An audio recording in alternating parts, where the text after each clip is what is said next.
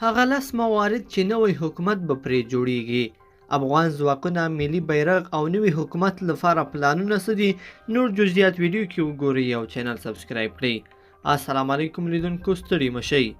بشیر احمد مومن لیکي داسې اوازې دي چې تر دې مهاله سناریو هم همداسې ده.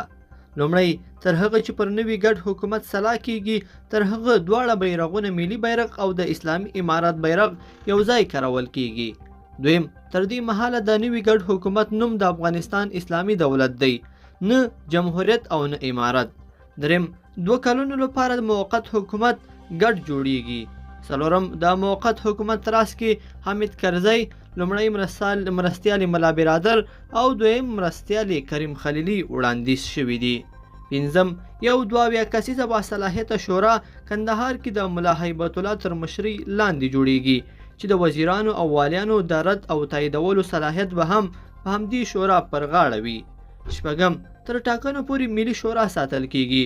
په یو شمېر واکونه به د ملا هیبت الله تر مشرۍ لاندې شورا ته لیږدول کیږي.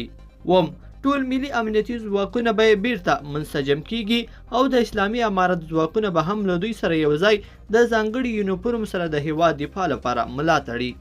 اتم، هیواد کې به 2 کلونو موده کې رڼو او شفافو ټاکنو لپاره لاره هواریږي او 2 کاله وروسته به ټاکنې کیږي. نهم، هیواد اقتصادي وضعیت ښه والي لپاره به د سیمې قدرتونه په ځانګړي توګه چین هیواد کې پانګونه کوي او د افغانۍ کرنسۍ ارزښت به ساتل کیږي. لسم، بانکونه او ملي پانګونې خوندي دي او لا روښانه راتلونکي لري. لیدونکو، په دې هیله چې دا مطلب به مو راسره تر پایه پورې لیدلی وي. که مو دا ویډیو خوښه شوې ویډیو لایک کړئ او چینل سبسکرایب کړئ. تر بیا ښه وخت.